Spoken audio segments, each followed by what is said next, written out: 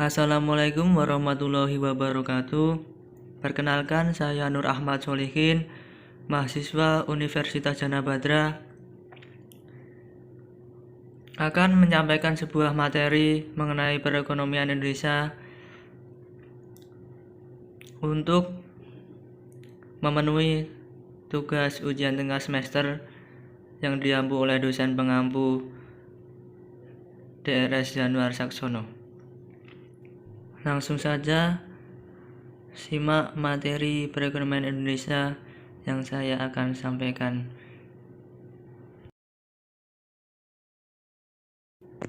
Langsung saja, yang pertama ada paradigma perekonomian global. Konsep klasik Adam Smith. Dasar pemikiran Adam Smith tentang masalah ekonomi berasal dari konsep-konsep ekonomi yang dikemukakan oleh para filosof seperti Socrates, Plato, dan Aristoteles. Pada awalnya, konsep ekonomi yang direkonstruksi oleh Adam Smith sangat diwarnai dimensi moral dan etik. Dengan menerbitkan buku The Theory of Moral Statement, karena buku ini selalu menghubungkan masalah ekonomi dengan moral. Sesuai dengan bidangnya sebagai seorang guru besar dalam filsafat moral pada University of Glasgow, ilmu ekonomi disebut dengan political economy yang belum memisahkan diri dari filsafat, politik, hukum, dan ilmu-ilmu sosial lainnya.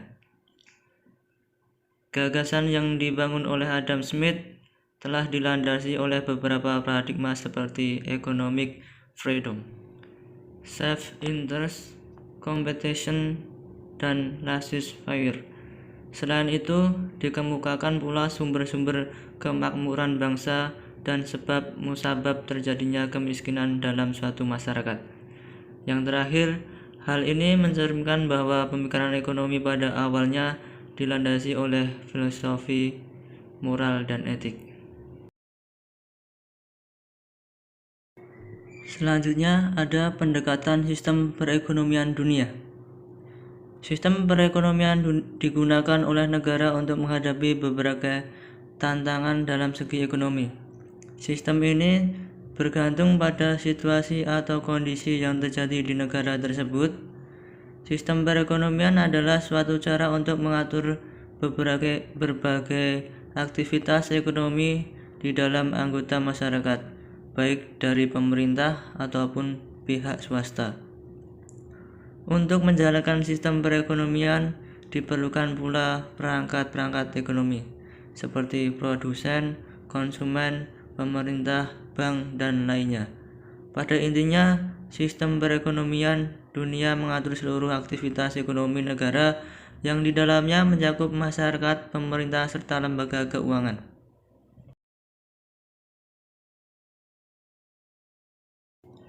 Sistem perekonomian terdiri dari 4 bagian. Yang pertama, sistem ekonomi tradisional. Yang kedua, sistem ekonomi liberal atau kapitalis. Yang ketiga, ada sistem ekonomi terpusat atau sosialis. Yang terakhir, yang keempat, ada sistem ekonomi campuran.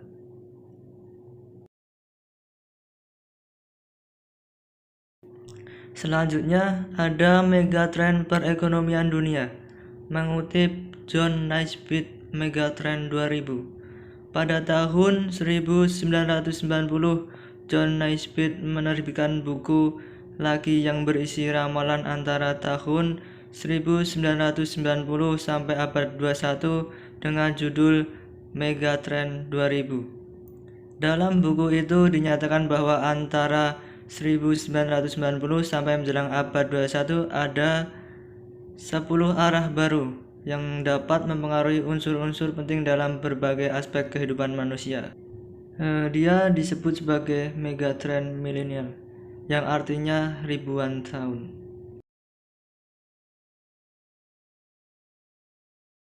Selanjutnya 10 arah kecenderungan baru. Yang pertama, bom ekonomi global. Kemudian yang kedua, renaissance dalam seni. Ketiga, munculnya sosialisme pasar bebas. Keempat, gaya hidup global dan nasionalisme kultural. Yang kelima, penswastaan di bidang kesejahteraan. Yang keenam, kebangkitan tepi Pasifik. Ketujuh, dasawarsa wanita dalam kepemimpinan. Kedelapan, abad biologi. Yang kesembilan, kebangkitan agama milenium ketiga. Yang terakhir ke-10 ada kejayaan individual.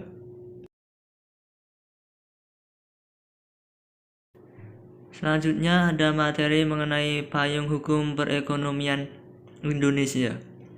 Pasal 33 Undang-Undang Dasar 1945 merupakan dasar perekonomian Indonesia. Di dalamnya mengandung prinsip paham kebersamaan dan asas kekeluargaan. Oleh karena itu, dalam pembangunan hukum ekonomi Indonesia, Pasal 33 Undang-Undang Dasar 1945 sifatnya memaksa. Sehingga dalam perundang-undangan bidang ekonomi dinyatakan bahwa mengutamakan kemakmuran masyarakat banyak, bukan kemakmuran orang seorang. Payung hukum mengenai ekonomi Indonesia ada di Pasal 33 ayat 1 Undang-Undang Dasar 1945, kemudian Pasal 33 ayat 2, kemudian Pasal 33 ayat 3, kemudian Pasal 33 ayat 4. Oleh karena itu, Pasal 33 Undang-Undang Dasar 1945 secara imperatif menjadi dasar dalam pembangunan hukum ekonomi di Indonesia. Selanjutnya, sejarah perekonomian Indonesia. Masa Orde Lama dari tahun 1945 sampai 1967. Hal ini terjadi karena pada masa tersebut Indonesia adalah negara yang baru saja merdeka. Ibaratnya sebagai negara yang baru merdeka, maka berbagai fenomena muncul seiring dengan berlangsungnya kehidupan politik yang berlangsung pada saat itu.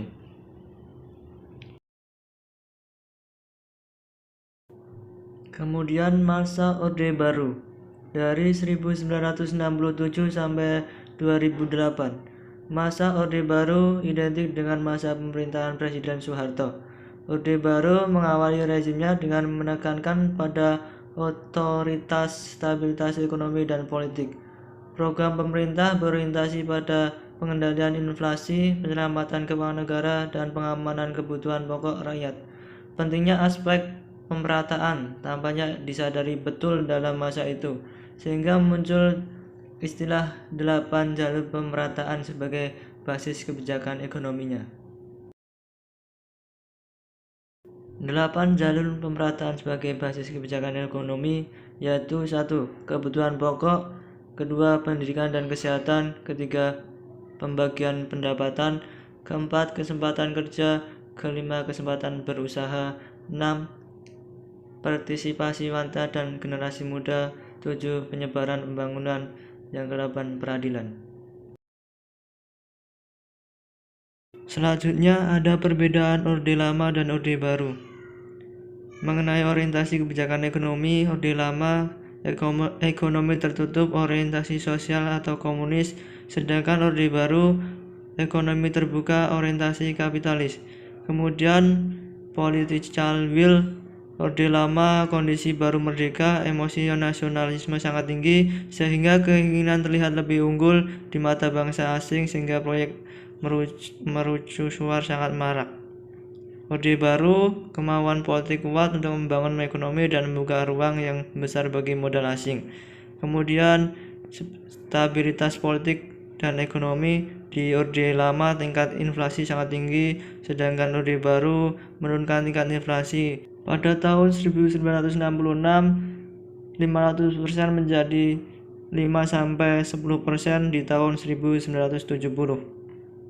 Selanjutnya pada sumber daya manusia, pada Orde Lama kualitas SDM yang baik sangat terbatas. Pada Orde Baru lebih baik dengan meningkatnya persentase masyarakat yang sekolah. Kemudian kondisi politik dunia pada Orde Lama situasi dunia yang baru selesai Perang Dunia Kedua berpengaruh negatif. Sedangkan pada Orde Baru, kondisi oil bomb, berakhirnya Perang Vietnam dan Perang Dingin membawa dampak positif. Terima kasih semuanya. Itu tadi penyampaian materi dari saya mengenai perekonomian Indonesia. Kurang lebihnya saya mohon maaf atas semua kekurangan kata maupun kalimat yang tidak sesuai pengucapannya. Saya mohon maaf. Semoga bermanfaat bagi kita semua. Akhirul kalam, wassalamualaikum warahmatullahi wabarakatuh.